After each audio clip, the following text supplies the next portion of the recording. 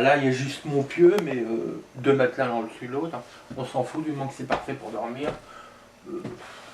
Mon bureau où il y avait mon ordinateur avant, maintenant il n'y a plus que ma console avec ma télé. Deux, trois trucs que je répare dessus et puis que je recharge. Il y a un petit peu des jouets que je considère comme des trucs de collection parce que ça coûte moins cher que les originaux. Ça m'amuse de les avoir comme ça, en plus je peux les transformer en bagnole quand j'en ai marre de voir leur gueule. Ça c'est le bateau à mon père en peinture, Dessau, monsieur Dessau qui l'a fait. Ça c'est moi, un peu plus jeune. Là vous le savez, c'est ma porte. Cassette vidéo, DVD, à l'intérieur pareil, et là pareil. Bon là vous avez ce qui représente le mieux mon côté, on va dire, femme. Un truc qu'on m'a offert.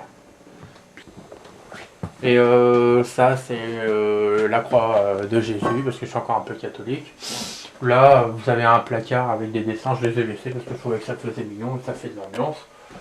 Là c'est la broche pour coiffer Cristal avec une petite photo de chien qui lui ressemble. Ici bah c'est mes chiottes.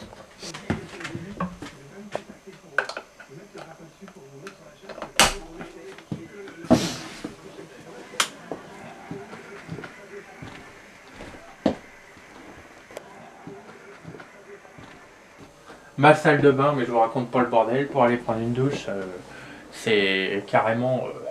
enfin voilà. Puis là, deux, trois trucs qui peuvent servir, qui servent pas souvent, mais qui sont utiles.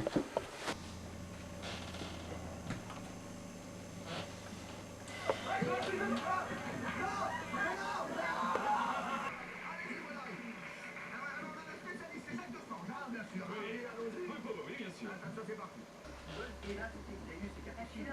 Exactement. Capucine, la culotte de Capucine.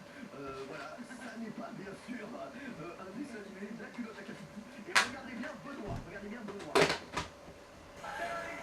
En fait, je vais pas vous dévoiler toute ma vie, tout ça, mais je vais dire au moins ce qui est le principal, les choses importantes, comme certains souvenirs de ma vie.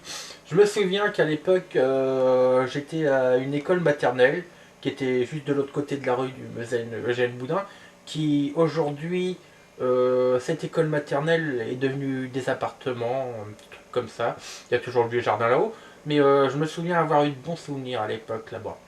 Ouais, je m'amusais bien avec les copains, tout ça. D'ailleurs, j'ai des profs d'école de là-bas qui... une ou deux de mortes, mais le reste est vivant, et le fait qu'elles soient vivantes, je les vois de temps en temps.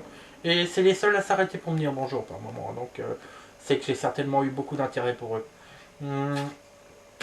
Mais c'était une bonne école. Je me souviens qu'à l'époque, au CP, je savais pas. Du jour au lendemain, la prof, elle a dit à ma mère, dit, je veux vous voir madame, il a fait une bêtise Julien.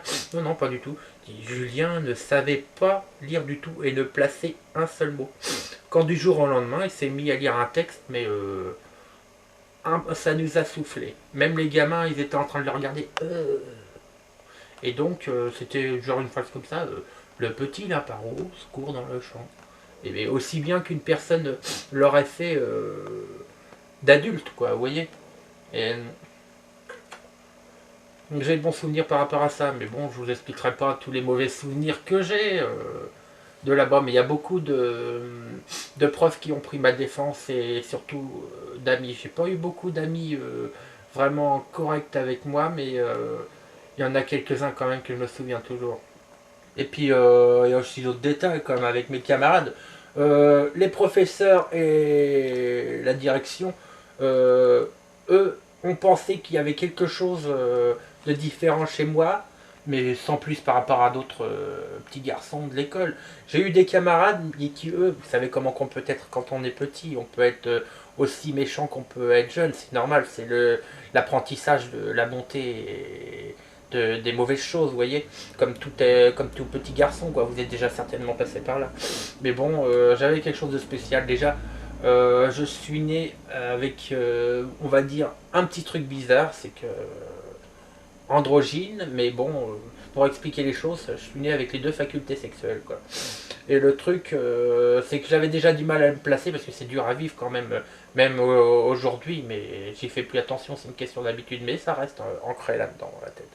Le truc, c'est que les camarades voyaient bien qu'il y avait quelque chose de bizarre. ayant le physique d'un petit garçon, assez marqué quand même par un côté féminin, côté visage, parce qu'à l'époque j'étais plus petit, j'avais pas encore fait ma puberté, donc ça devait faire un sacré mélange, mais bon, j'étais pas moche pour autant. Mais le truc c'est que je jouais souvent avec les filles quand les garçons m'emmerdaient, je jouais souvent avec les garçons quand ils avaient de beaux jouets qu'on appelait des engins de masque, comme dans la série. Alors là, on apportait tout ça à l'école, ça marchait aussi bien que les Pokémon, puis tout le tintouin, comme les Transformers. Mais c'est pas ça le détail. Le détail, c'est que j'avais quand même des super amis, comme Julien Guaramé, qui est le fils de Denis, qui est un ami à moi.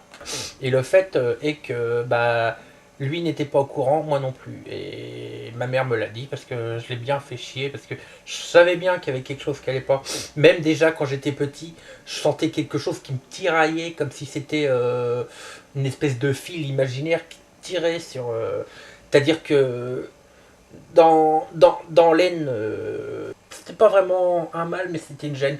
Et ça me tirait dans l'aine de chaque côté, parce que c'était plutôt central. C'était juste en dessous du bassin, quoi, où vous voyez qu'il y a les parties génitales, tout ça. Et en fait, il se trouve que c'était un truc médical qu'on m'a soigné quand j'étais même pas conscient de ces choses-là, que j'étais déjà tout petit. Hein. Pratiquement un bébé d'ailleurs.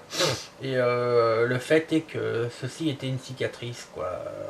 On m'a fait des choses médicales pour pas que je sois au courant, parce que ma mère préférait tout cacher. Cacher la mort de mon père, comme je vous l'ai expliqué, et puis cacher certaines choses. C'est pas bon de tout cacher à ses enfants, vous savez. Quand on est de bons parents, on sait comment il faut dire la vérité et les choses comme elles sont. La vie, ça fait beaucoup de bien, il y a beaucoup de bonheur, mais ça fait souvent mal.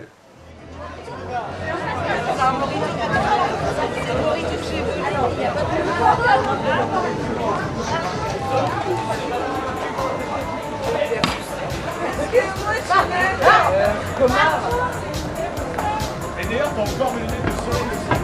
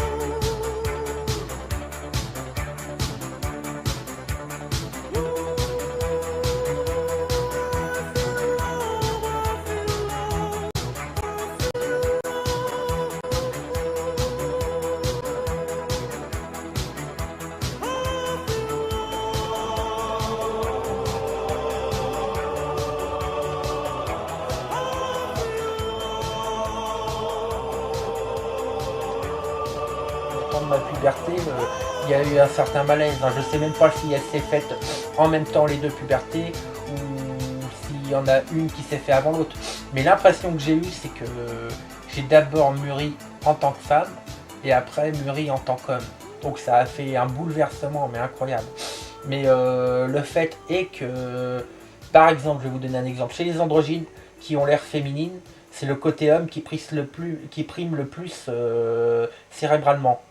Chez l'homme, comme moi, c'est le côté féminin qui prime le plus. Mais j'ai appris à vivre avec. Et j'aurais voulu d'autres choses, mais pas les moyens. Et surtout, c'est compliqué. C'est une histoire compliquée. Je pourrais, gratuitement ou en payant, ça on n'en est pas certain selon les lois. Mais je sais qu'il y aurait beaucoup de médecins qui s'attacheraient à mon cas, mais je veux pas être un cobaye non plus.